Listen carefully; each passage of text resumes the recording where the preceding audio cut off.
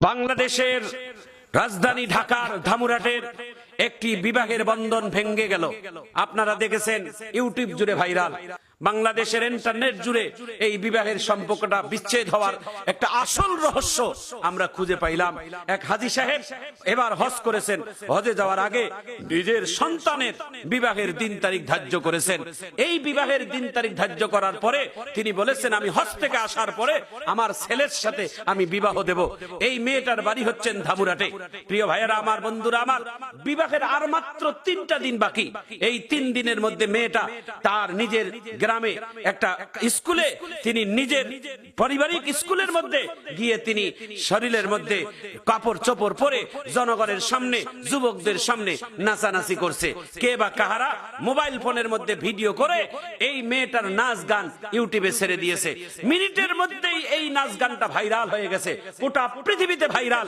এমন পর্যায়ে এই মেয়েটার নাচ গান বর্তমান যে হব স্বামী তার শ্বশুর পর্যন্ত এই ভিডিওটা চলে গেছে। এই ভিডিও দেখে শ্বশুর হাজী সাহেব কেবলমাত্র হজ করে বাংলাদেশে আসছেন, শ্বশুর আব্বা দেখে তিনি সিদ্ধান্ত নিয়েছে, আমি এই যাত্রাপালার মেয়ে, এই নাচ গানওয়ালা মেয়ে আমি হাজী সাহেবের বেটার বউ হিসেবে আমি এখানে আনবো না। মেয়ের বাবাকে টেলিফোন করে জানিয়ে দেয় স্পষ্ট যে আপনার মেয়ে আমার বাড়ির কোনোদিন পুত্রবধূ হতে পারে না।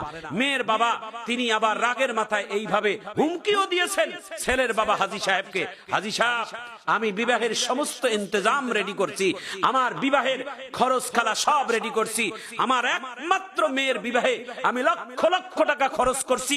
আপনি যদি আপনার সন্তানকে, ছেলেকে আমার মেয়ের সাথে বিবাহ না দেন তাহলে আমি আপনার বিরুদ্ধে মামলা করব, আপনাকে জেলের ভাত খাওয়াবো, আপনাকে জেল হাজতে পচাবো। হাজী সাহেব এক বাক্যে ইমানের চেতনার শক্তি দিয়ে তিনি বলেছেন, আপনি জেলের ভাত কেন, জেলখানা কেন, আপনার মেয়েকে বিবাহ না করার কারণে যদি আমাকে ফাঁসির চরিতেও, ফাঁসির দড়িতেও যদি আমাকে ঝুলতে হয় আমি ফাঁসির দড়ি গলার মধ্যে লাগিয়ে ঝুলতে রাজি আছি, তবুও তোমার মতো একজন যাত্রাপালার মেয়ে আমি হাজী সাহেবের বাড়িতে এসে পুত্রবধূ হওয়ার কোনোভাবেই আমি মেনে নিতে পারি না। একটু চিৎকার দিয়ে জোরে বলি মারহাবা। বাংলাদেশে কোন ভাষা দিয়ে এই হাজী সাহেবকে আমরা মোবারকবাদ জানাবো? কোন কথা দিয়ে, কোন ভাষা দিয়ে এই হাজী সাহেবকে মোবারকবাদ জানাবো? বাংলাদেশের প্রত্যেকটা অভিভাবক এই হাজী সাহেবের মতো যদি হয় তাহলে বাংলাদেশের সকল অভদ্র সামাজিক মেয়েরা একটু হলেও পরিবর্তন হবে। প্রিয় ভাইয়েরা আমার, প্রিয় বন্ধুরা আমার, আমরা দেখেছি বিভিন্ন বিবাহের মজলিসে বিবাহ হইলেই 3-4 দিন হলুদ মাখা নাচ গান ডেকসেট বিভিন্ন ভাবে গান বাজনা দিয়ে বিবাহের অনুষ্ঠান করানো হয়। আসলে এগুলো কি বারাকা? এগুলো কি সুন্নাহ? এগুলো কি ওয়াজিব? এগুলো কি ফরজ? এগুলো করলেই কি সুখ শান্তি হবে? না। কোরআন এবং হাদিসে এই সমস্ত বাজে কাজ যারা বিবাহের মধ্যে করে তাদের সংসার কোনোদিন সুখী হয় না, তাদের সংসার কোনোদিন শান্তি হয় না, তাদের ছেলেমেয়েরাও কোনোদিন ভালো হয় না, উত্তম চরিত্রবান হয় না। প্রিয় ভাইয়েরা আমার, প্রিয় বন্ধুরা আমার, ইভেন এই ঘটনাটা যখন নেট জুড়ে ভাইরাল হয়ে গেছে, আজকে আসরের নামাজের পর মেয়েটা নিজেই হাজী সাহেবের নাম্বার, হব শ্বশুরের নাম্বার সংগ্রহ করে টেলিফোন করেছে হাজী সাহেবকে। হ্যালো, আমি মেয়ে বলছি, আমি আপনার হব স্ত্রী, আমি আপনার হব বৌমা বলছি, আপনি আমার হব শ্বশুর বলছেন, আমি ভুল করেছি, আমি হয়তো আমি ছোট্টবেলার থেকে আমার বাবা আমাকে লালন পালন করেছে, আমরা এই পরিবেশে মানুষ হয়েছি, আমি বুঝতে পারি নাই, এই নাচ গানটা আমার ভুল হয়েছে, আপনি আমাকে পুত্রবধূ করে বাড়িতে নিয়ে যান, আমি কথা দিলাম যতদিন আপনার বাড়িতে আমি থাকবো ততদিন আমি আপনার অনুমতি ছাড়া আমি কোনোদিন আপনার বাড়ির বাহিরে আমি পা রাখবো না, আমার ভুল হয়েছে। এখন হাজী সাহেব যদি ক্ষমা করে দেয় তাহলে বিবাহ হবে, যদি ক্ষমা না করে দেয় বিবাহ হবে না। এখন জাতির কাছে এখন একটা প্রশ্ন, হাজী সাহেব কি এই মেয়েটাকে ক্ষমা করে দেওয়া ভালো, ইসলামিক দৃষ্টিকোণ থেকে ভালো নাকি খারাপ?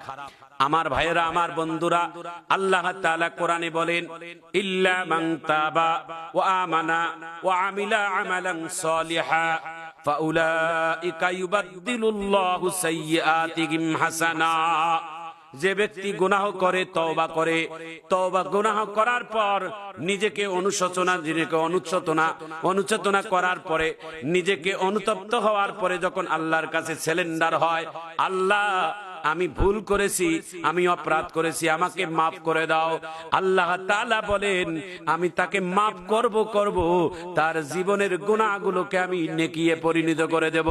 এই জন্য আমি বাংলাদেশের সকল উলামায়ে কেরামের পক্ষ থেকে একটা দাবি, ও হাজী সাহেব, আপনি পবিত্র হজ থেকে কয়েকদিন মাত্র এসেছেন বাংলাদেশে, মেয়েটা যেহেতু ভুল স্বীকার করেছে, এই মেয়েটাকে আপনি ক্ষমা করে দিয়ে আপনার বাড়িতে পুত্রবধূ বানাইয়া নেন। আপনি এই মেয়েটাকে পদ্মা নিশিন বানিয়ে নেন। হেদায়েত যদি আপনার ওসিলায় হয়, তাহলে এটাও হচ্ছে একটা দাওয়াতের মিশন। এই জন্য মানুষকে ক্ষমা করে দেওয়া এটাও একটা মহতির কাজ। কেউ যদি সহজ সরল পথে, সঠিক পথে কেউ যদি আসতে চায়, তাকে সঠিক পথে আসার জন্য একটু সময় দিতে হয়, তাকে ক্ষমাও করেও দিতে হয়। প্রিয় ভাইয়েরা আমার, প্রিয় বন্ধুরা আমার, মানুষ মানেই তো ভুল, মানুষ মানেই তো অপরাধ, মানুষেরাই তো ভুল করবে, মানুষের ভুল তো হবেই। ভুল হওয়ার পরেই তো সংশোধন করার জন্য আল্লাহ তাআলা ব্যবস্থা করে দিয়েছেন কোরআন এবং হাদিসে, যে বান্দা তুমি তওবা করো, বান্দা তুমি সারেন্ডার করো, আত্মসমর্পণ করো, আমি আল্লাহ তাআলা তোমাকে ক্ষমা করে দেব, আমি আল্লাহ তাআলা তোমাকে মাফ করে দেব।